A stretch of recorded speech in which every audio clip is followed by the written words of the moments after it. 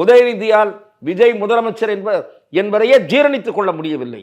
ஆகவே அவர்தான் இந்த ஐடியாவின் தொடக்க புள்ளி என்று சொல்லுகிறார்கள். அவர் இப்படி விரும்புவதற்கு எடப்பாடி பழனிசாமியும் காரணமாக இருந்திருக்கிறார்.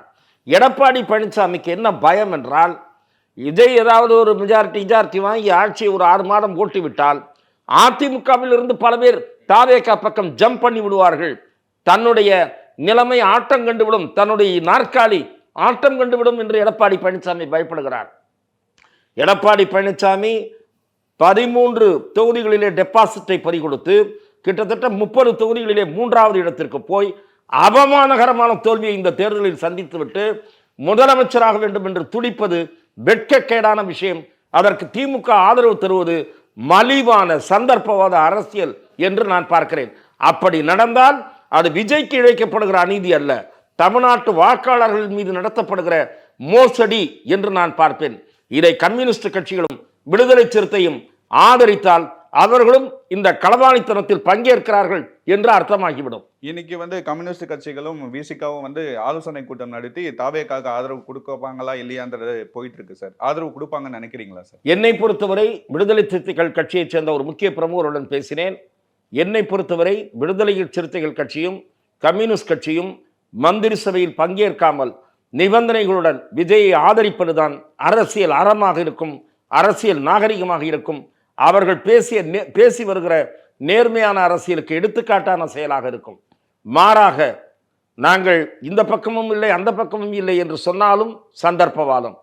அதற்கு பதிலாக சந்தர்ப்பவாதத்தின் உச்சமாக அதிமுக மந்திரி சபையை ஆதரிப்பதற்கு இவர்களும் போனார்கள் என்றால் கூச்ச நாச்சமே இவர்களுக்கு கிடையாது என்ற அர்த்தம்.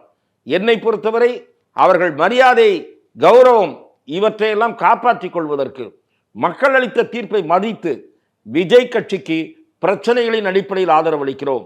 இப்போது நாங்கள் அளிக்கிற ஆதரவு, இப்போது நாங்கள் ஓட்டெடுப்பில் விஜய்க்கு ஆதரவு அளிக்கிறோம்.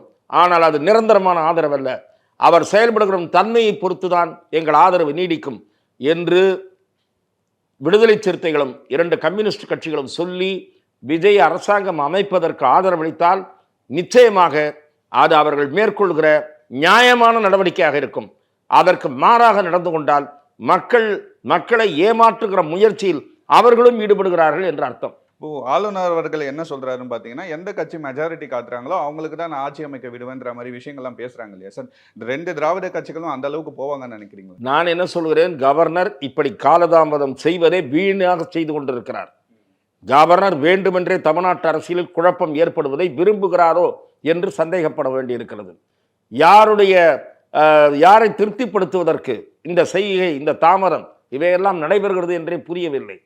நீங்கள் விஜயை அழைத்து 2 நாளில் நிரூபிக்க வேண்டும் என்று தேர்தல் முடிவு அடுத்த நாள் நீங்கள் சொல்லி இருந்தால் இவ்வளவு நாள் இந்த விவாதங்கள் எல்லாம் தேவைப்படவே பட்டிருக்காது. ஆகவே பல கட்சிகள் ரகசிய பேரங்களில் ஈடுபடுகின்றன.